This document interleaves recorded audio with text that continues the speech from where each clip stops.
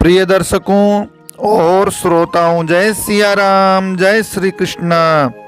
मैं हाजिर हूं आपके सामने दिनांक 6 नवंबर 2021 वार शनिवार का दैनिक पंचांग लेकर।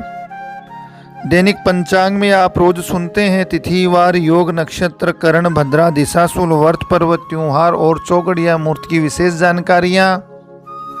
मुझे उम्मीद है कि दैनिक पंचांग से आपको किसी न किसी रूप में जरूर ही लाभ मिलेगा। मानव स्वभाववश किसी प्रकार की त्रुटि रह जाए तो आप क्षमा करेंगे, ऐसी मेरी उम्मीद है। अब आइए आज का पंचांग शुरू करते हैं। भारतीय संवत को जाने विक्रम संवत 2078 का, शक संवत 1943 का, हिजरी संवत 1443 का। संवत का नाम है राक्षस नाम का संवत्सर। आज का विशेष है, आज भैया दूज है, यम द्वितीया का आज पर्व रहेगा। आज चंद्र दर्शन करना भी शुभ माना गया है। आज के दिन चंद्र दर्शन करना शुभ और यश को प्राप्त कराने वाला है। सूर्य भगवान दक्षिणायन में चल रहे हैं। सूर्य उदय का समय सुबह 6:44 है।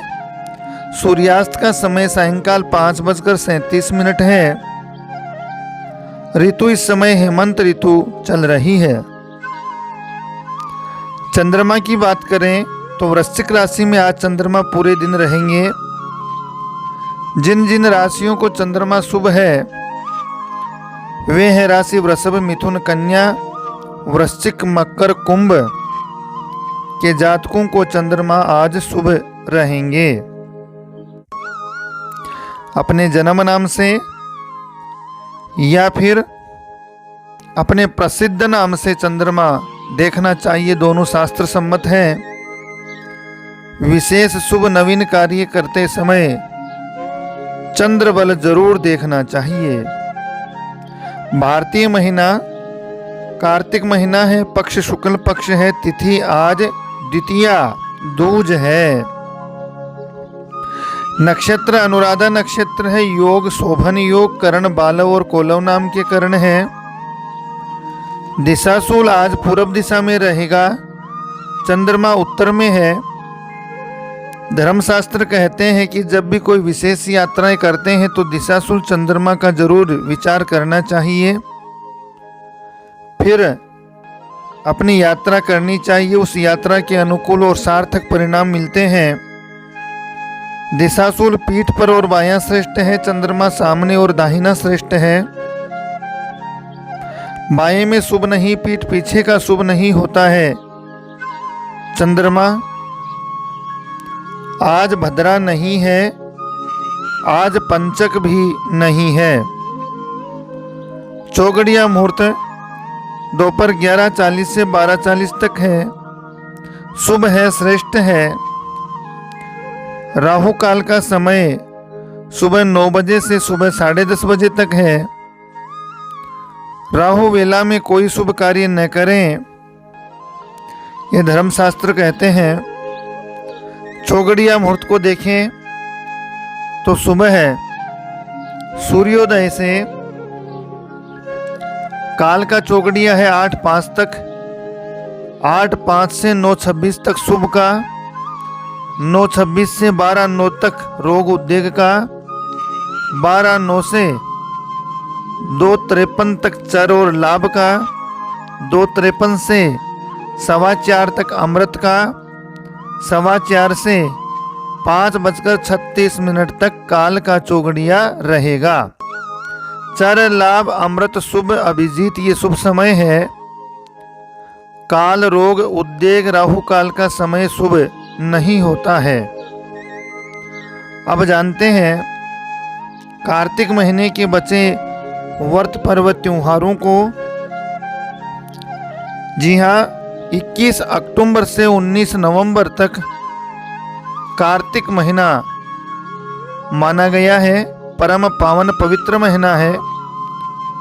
कार्तिक महीने में भगवान हरि का नाम कीर्तन,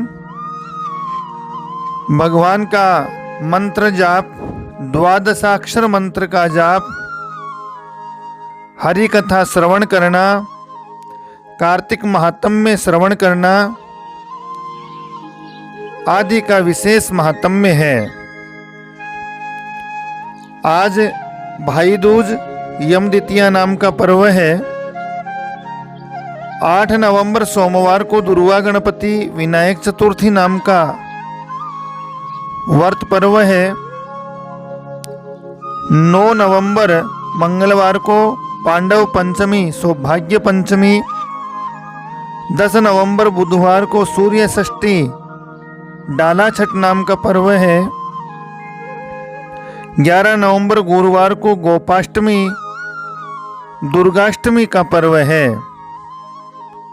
शुक्ल पक्ष की अष्टमी का विशेष महात्म्य है दुर्गा उपासकों के लिए।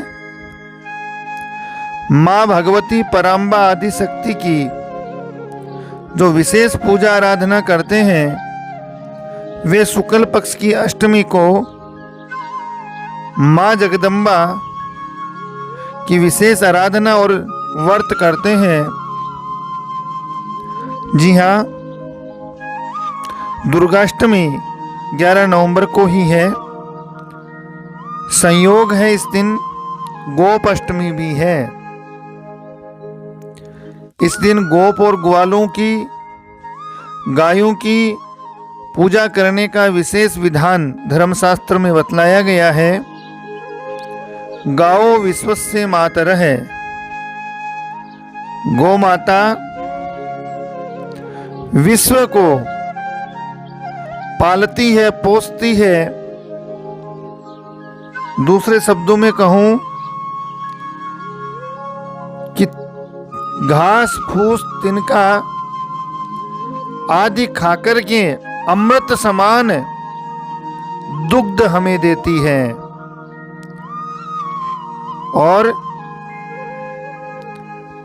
इस धराधरती पर गो संवर्धन, गौ माता की सेवा जिस नगर में, जिस ग्राम में, जिस शहर में गौ माता के भक्त गोपाष्टमी के दिन अपने शहर नगर ग्राम की गौशालाओं में इकट्ठा होकर के गोविंद गोपाल का कीर्तन करते हुए गौ माता की पूजा करेंगे, उनको अद्भुत लाभ प्राप्त होगा, इसमें कोई संशय नहीं है। कार्तिक शुक्ला अष्टमी गोपाष्टमी भगवान श्री हरि नारायण कृष्णा अवतार में साक्षात गो की महिमा उन्होंने अपने लीला चरित्रों के माध्यम से प्रकट करी। भगवान गाय के अंग अंग में निवास करते हैं।